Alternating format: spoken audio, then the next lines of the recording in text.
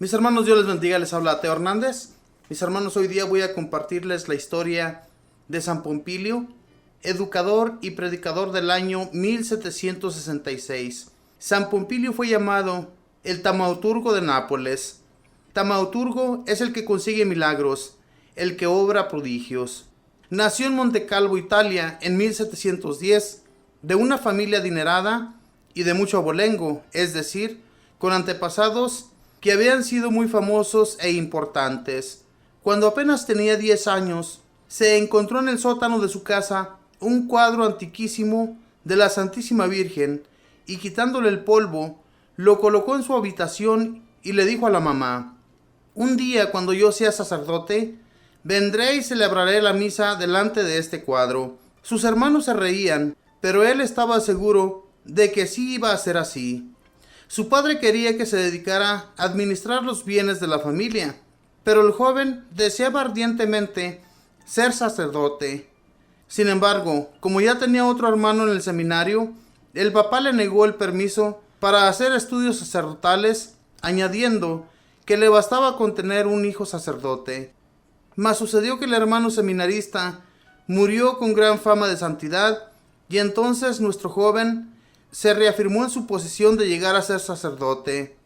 Y como su padre se oponía, un día, después de escuchar un hermoso sermón vocacional de un padre Escolapio, se puso de acuerdo con el predicador y se fugó de la casa paterna, dejando a su padre una carta pidiéndole excusas por este atrevimiento. El papá corrió a la casa de los padres Escolapios a reclamar a su hijo, pero Pompilio le demostró tan grandes deseos de llegar a ser sacerdote y le expuso tan fuertes razones para ello, que su padre tuvo al fin que aceptar y lo dejó en el seminario. A los 24 años fue ordenado sacerdote y la comunidad lo dedicó a enseñar a los niños pobres de las escuelas pías. Escolapios se llaman los padres que enseñan en las escuelas. Su salud era muy deficiente y una tos continua lo hacía sufrir mucho, pero a pesar de esto, nunca faltaba a sus clases y sus alumnos hacían verdaderos progresos muy notorios a todos. Y entonces empezó a tener fama de ver a lejos lo que estaba sucediendo en otras partes. De vez en cuando se quedaba con la mirada fija en lejanía y enunciaba hechos que sucedían a gran distancia. Un día, estando en clase, se quedó mirando hacia lo lejos y dijo a los alumnos: algo grave está sucediendo a uno de los nuestros. Luego preguntó: ¿quién falta en clase? Le respondieron: Juan Capretti. Se quedó un rato pensando y exclamó: recemos por él, porque está en grave peligro. Luego envió a un alumno y le dijo: vaya a la casa de Juan y pregunte por él. El muchacho llegó a la casa de Capretti y preguntó si sabían dónde estaba. La mamá y la hija, que se imaginaban que estaría en la escuela, corrieron a su habitación y le encontraron tendido por el suelo. Lo sacudieron y despertó de un ataque. Luego contó: sentí un terrible dolor de cabeza y creí que moría. Pero de un momento a otro, como que una mano pasó sobre mi frente y recobré la salud. Cuando el mensajero volvió a la clase a contar lo sucedido, el padre Pompilio dijo muy contento a los jóvenes: Dios ha escuchado la oración que dirigimos por nuestro amigo Juan. Su devoción a la Santísima Virgen era inmensa. En sus ratos libres fabricaba camadulas y regalaba a todos los que querían rezar el rosario. A todos les recomendaba: sean muy devotos a la Santísima Virgen María. Cuando después de varios años de ser sacerdote, fue por primera vez a celebrar la Santa Misa a su casa, su madre, sin recordar lo que él había dicho en la niñez, le preparó en el frente del altar el cuadro que de niño había sacado del sótano. Pompilio, al final de la misa, exclamó: bendito sea Dios, que me ha permitido cumplir aquellas palabras que de niño dije al encontrar este cuadro de la Virgen Santísima en el subterráneo. Un día celebraré misa ante esta imagen de la Santísima Virgen. Los superiores lo enviaron de misiones a pueblos muy lejanos, donde no había sino campesinos y pastores pobres.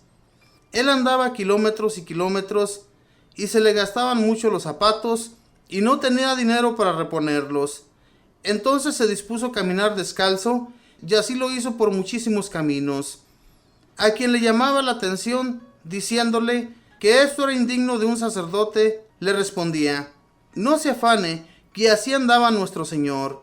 Su sotana era de lo más remendado que se encontraba, pero así imitaba también la pobreza de Jesús y cumplía lo que dijo el divino Maestro: dichosos los pobres, porque de ellos es el reino de los cielos. Y con estas penitencias lograba la conversión de muchos pecadores. En Semana Santa hacía el Vía Crucis en vivo, y él se cargaba al hombro una pesadísima cruz y descalzo subía a una montaña rezando el Santo Vía Crucis con el pueblo. La gente se admiraba de su santidad y de sus penitencias y trataban de hacer también algunos sacrificios. Fue enviado a Nápoles y allá predicaba muy fuertemente contra los usureros y los que en casas de compra y venta favorecen a los tramposos. Entonces los dueños de las compraventas dispusieron de inventarle toda clase de calumnias y lo acusaron ante el señor arzobispo y lograron convencerlo. El prelado les dio permiso de que llevaran la acusación al rey, y tantas mentiras dijeron que el rey decretó que el padre Pompilio debía ser expulsado.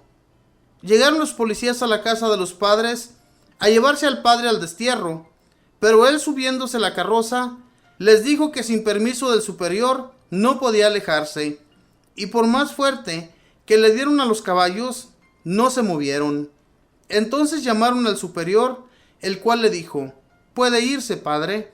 Y en ese momento pareció como que les hubieran soltado las patas de los caballos y salieron a galope. Los que lo llevaban al destierro lo vieron suspirar y le preguntaron: ¿por qué suspira por tener que irse al destierro? Y él respondió: suspiro porque el que se inventó estas calumnias le ha tocado irse ahora para la eternidad a dar cuentas a Dios. Y así fue.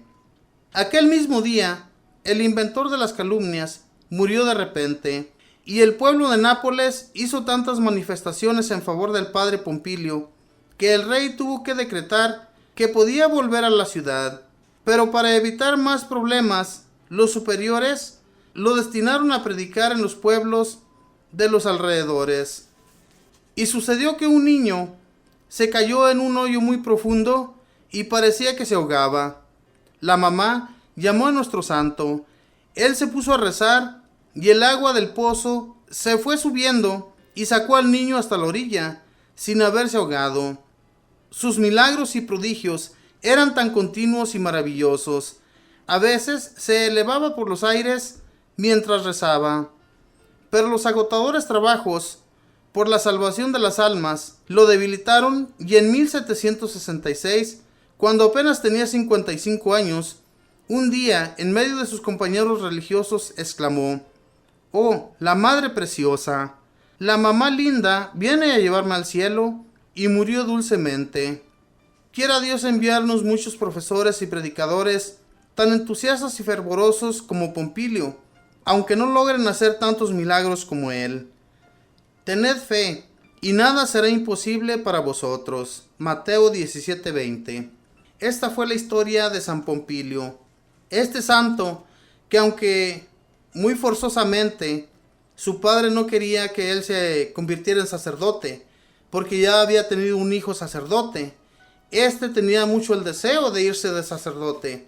Hoy en la actualidad, mis hermanos, muy duramente podemos ver a los seminaristas que se conviertan en sacerdotes, ya que muchos de ellos, estando en los seminarios, a mitad del tiempo se salen del seminario y ya no llegan a convertirse a sacerdotes.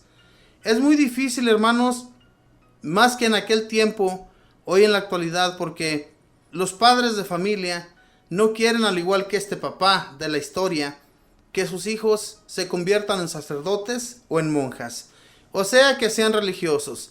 Es muy difícil, pero en Dios, mis hermanos, tenemos que poner siempre nuestra confianza y en nuestras oraciones pedir a Dios para que haya más personas convertidas. Como este santo tenía la visión a lo lejos de mirar qué era lo que estaba sucediendo o lo que estaba por suceder, y esto pasaba porque él tenía la gracia de Dios. Las personas que tienen la gracia de Dios, mis hermanos, la razón de ello es porque ellos se dedican mucho a la oración. Yo siempre he dicho que orando y estando mucho en la presencia del Señor, recibimos mucho de sus ayudas.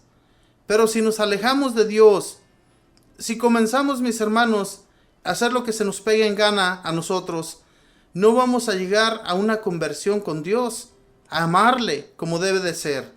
Y entonces, hermanos, en estos santos, nosotros nos tenemos que apoyar en imitar sus caminos, en imitar como ellos eran, para también un día poder llegar a la santidad y llegar a estar junto al Señor allá en una eternidad.